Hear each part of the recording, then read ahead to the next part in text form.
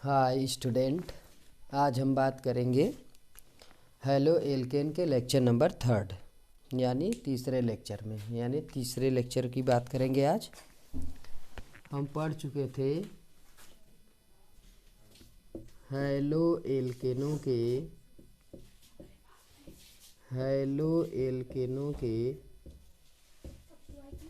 भौतिक गुण। हेलो एल्केनों के भौतिक गुण, जिसमें पहली टॉपिक पढ़ लिए थे भौतिक अवस्था या फिर सिर्फ लिखे हुए थे अवस्था। यानी हेलो एल्केन किस प्रकार के पाए जाते हैं, द्रव अवस्था, गैस अवस्था या फिर ठोस अवस्था। तो इसमें हमने देखा था कि कार्बन नंबर 1 से लेकर कार्बन नंबर 18 तक के कार्बनिक यौगिक, 18 तक के कार्बनिक यौगिक नहीं, जो हेलो एल्केन हैं वे कैसे हैं, वे जो है गैसीय स्टेट में पाए जा रहे थे, यानी गैसीय अवस्था में पाए जा रहे थे। इसके बाद बात किए थे दूसरा हेलो एल्केनों का, यानी इनका क्या क्वथनांक और गलनांक, बॉइलिंग पॉइंट और मेल्टिंग पॉइंट। तो देखे थे कार्बन नंबर 1 से लेकर 18 तक के जो आपके कार्बनिक यौगिक हैं, अर्थात एल्किल हैलाइड है या हेलो एल्केन है, वो कैसे हैं, गैसीय अवस्था में पाए जाते हैं। और कार्बन नंबर 18 से उच्च वाले कैसे होते हैं, द्रव अवस्था में, और उससे भी ज़्यादा वाले किस प्रकार से पाए जाते थे, यानी लगभग कार्बन नंबर 24 यानी 24 के ऊपर वाले कैसे पाए जाते हैं, मोम के जैसे यानी मोम के सदृश ठोस अवस्था में पाए जाते हैं।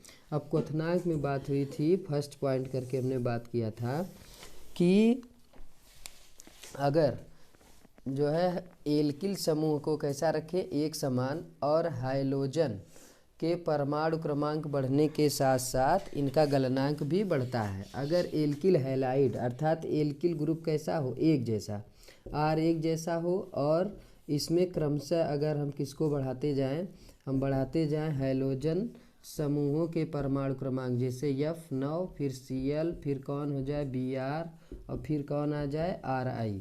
तो यहाँ पर देखे थे कि जो गलनांक बढ़ने का क्रम है, गलनांक या क्वथनांक, ये इधर की तरफ है। क्यों ऐसा है, क्योंकि इसका परमाणु क्रमांक 9, 9 के बाद ये आपका हो गया 17, 17 के बाद ये 35, 35 के बाद ये 53। तो सबसे बड़ा परमाणु क्रमांक किसका है, आयोडीन का। तो क्वथनांक बढ़ने का क्रम किधर की तरफ है, इधर आगे की तरफ। इसका दूसरा डिस्कस किए थे कि अगर जो है किसी भी जो है एल्किल हैलाइड में एल्किल समूहों के चयन को, यानी एल्किल समूहों के अणुभार को बढ़ाते जाएं और उसमें समान प्रकार के हैलोजन लगे हों, तो एल्किल जैसे जैसे एल्किल ग्रुप का अणुभार बढ़ता है, वैसे वैसे इनके गलनांक भी बढ़ते हैं। जैसे देखिए सेकंड पॉइंट, यही हम आपको इसके पहले वाले लेक्चर में बताए थे कि जैसे जैसे क्या होगा कि कोई ऐसा हो कि एल्किल समूह का अणुभार लगातार बढ़े और हैलोजन कोई फिक्स हो, जैसे मान लीजिए क्लोरीन हो गया हैलोजन में, और यहाँ पर जो आर ग्रुप है वो लगातार क्या होगा, लगातार बढ़ने पर क्या होगा, लगातार बढ़ने पर जैसे जैसे लगातार इसका एल्किल समूह का अणुभार बढ़ेगा, वैसे वैसे इसका गलनांक और क्वथनांक भी बढ़ेगा। जैसे अगर हम जो है आर की जगह ले ले CH3Cl मेथिल क्लोराइड, दूसरा ले लिए CH3CH2 और फिर Cl, फिर से जो है CH3CH2 और फिर कौन Cl। तो कहे इन तीनों में, यानी मेथिल क्लोराइड, एथिल क्लोराइड और प्रोपिल क्लोराइड, यानी प्रोपिल क्लोराइड में किसका क्वथनांक ज़्यादा होगा, किसका कम। तो यहाँ पर आप बात कर सकते हैं कि देखिए यहाँ पर X कैसा है, फिक्स है, और हैलोजन लगातार बढ़ रहा है, हैलोजन के अणुभार लगातार क्या हो रहे हैं, बढ़ रहे हैं। तो जैसे जैसे अणुभार बढ़ेगा वैसे वैसे हेलो एल्केन के क्या होंगे, क्वथनांक, गलनांक और क्वथनांक भी क्या होंगे, बढ़ेंगे। बढ़ेंगे। ये हो गया आपका सेकेंड। थर्ड पॉइंट देख लीजिए,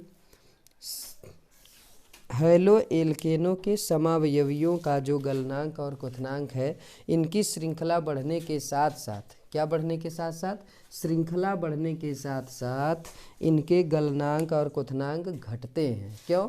क्योंकि गलनांक और क्वथनांक जैसे जैसे जो है समावयवियों का पृष्ठीय क्षेत्रफल क्या होता है, कम होता है, वैसे वान डेर वाल्स बल का मान भी घटता है, जिससे इनका गलनांक और क्वथनांक भी घट जाता है। जैसे अगर हम बात करें CH3 CH2 CH2I, यानी ये कौन है, मेथ एथ प्रोप, यानी प्रोपिल आयोडाइड, प्रोपिल आयोडाइड है ये, प्रोपिल आयोडाइड। अब प्रोपिल आयोडाइड अगर इसको जो है हम अरेंज कर दे कि CH3 CH2 और यहाँ से प्रोपिल नहीं और कुछ बढ़ाएं तब हो पाएगा, कम से कम कार्बन 4, जैसे CH3 CH2 CH2 CH2 और कौन हो जाए Br, यानी क्या हो जाएगा, मेथ एथ प्रो ब्यूट, यानी ब्यूटिल, ब्यूटिल कौन हो जाएगा, ब्यूटिल ब्रोमाइड, ब्यूटिल ब्रोमाइड। अगर इसका दूसरा समावयवी बनाएं तो ये बन जाएगा CH3 CH3 और फिर से कौन लग जाए CH2 और Br। तो यहाँ पर देखिए 1 2 3 4, 1 2 3 4, यहाँ पर हो जाएगा कितना, 2 2 4 2 6 6 3 9, 3 3 6 6 3 9, Br और Br। तो ये आपका था कौन, ब्यूटिल ब्रोमाइड। ये कौन हो गया, मेथ एथ प्रोप ब्यूट, यानी आइसो ब्यूटिल ब्रोमाइड। अगर इसका तीसरा स्ट्रक्चर बना ले तो ये बन जाएगा आपका तीसरा समावयवी, तो क्या बन जाएगा, CH3 और यहाँ पर कौन लग जाएगा, 1 2 3 4 और यहाँ पर कौन लग जाएगा, Br। तो ये कौन हो जाएगा, देखिए एक कार्बन से कितने मेथिल ग्रुप लगे हैं, 3, तो इसका मतलब ये हो गया हमारा नियो ब्यूटिल और क्या नाम हो जाएगा, ब्रोमाइड, नियो ब्यूटिल ब्रोमाइड। तो यहाँ पर देखेंगे कार्बन का परमाणु, यानी कार्बन परमाणुओं की संख्या इसमें भी 4, इसमें भी 4 और इसमें भी 4। इसमें हुआ क्या है, यहाँ पर जो है आपका लग गया है श्रृंखला समावयवता। कौन सी समावयवता, श्रृंखला समावयवता। यहाँ पर कार्बन परमाणुओं की एक सीधी श्रृंखला, इसके बाद यहाँ पर एक CH3 ग्रुप ऊपर लग गया है और इसमें 2 CH3 ग्रुप ऊपर लग गए हैं। तो यहाँ पर butyl bromide, iso butyl bromide और यहाँ पर नियो ब्यूटिल ब्रोमाइड। तो कहा गया कि जैसे जैसे पार्श्व श्रृंखला बढ़ेगी वैसे वैसे हैलो एल्केन के क्या होंगे, क्वथनांक, गलनांक और क्वथनांक भी क्या होंगे, घटेंगे, बढ़ेंगे नहीं, गलनांक और क्वथनांक घटेंगे, क्योंकि का पृष्ठीय क्षेत्रफल घटता है, जिसके कारण वान डेर वाल्स बल का मान भी घटता है। तो यहाँ से अगर हम आगे की तरफ बढ़े इस प्रकार से यहाँ, और ये ग्रुप भी उसी में शामिल है, तो इसका जो गलनांक होगा, इसका जो गलनांक या फिर क्वथनांक होगा वो आगे की ओर क्या होगा, घटेगा, आगे की ओर क्या होगा, आगे की ओर घटेगा, आगे की ओर घटेगा। यानी boiling and melting and boiling point क्या होगा, डिक्रीजेस व्हेन पार्श्व श्रृंखला is increases, with side chain is increases. अब इस पे कोई और एग्जांपल हम ले सकते हैं, ऐसे और कुछ देख लें। यहाँ पर दूसरा कोई एग्जांपल ले लेते हैं, देखिए दूसरा कोई एग्जांपल ले ले, जैसे यहाँ पर हम एग्जांपल ले ले रहे हैं CH3 CH2 CH2 CH2 CH2 और कौन हो जाए Cl, meth eth pro but pent, यानी पेंटिल ब्रोमाइड, पेंटिल ब्रोमाइड, इसको यानी पेंटिल ब्रोमाइड लिखे तो और अच्छा है, सॉरी ब्रोमाइड नहीं, अभी ये क्या है Cl लगा है ना, तो क्या बनेगा, क्लोराइड। इसके बाद CH3 CH2 और यहाँ पर क्या लगा दे, फिर इधर यहाँ पर जोड़ दे कौन, CH3 और यहाँ पर कौन आ जाए CH2 और यहाँ पर कौन आ जाए Cl। तो ये हो जाएगा meth eth prop but, meth eth prop but paint,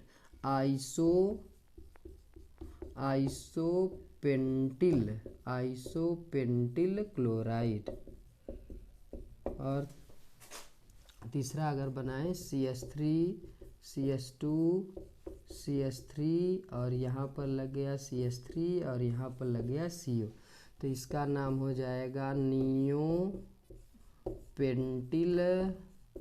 chloride.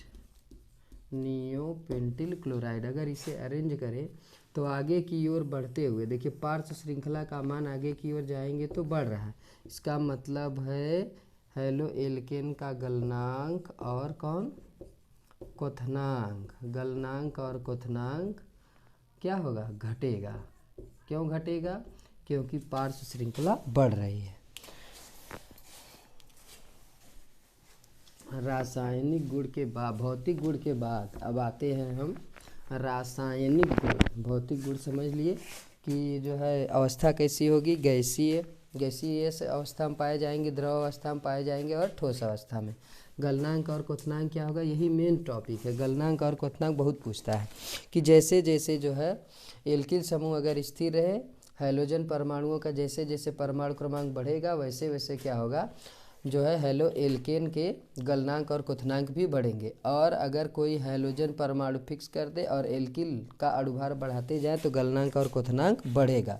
जबकि पार्श्व श्रृंखला बढ़ने पर गलनांक और क्वथनांक कैसा होता है, घटता है।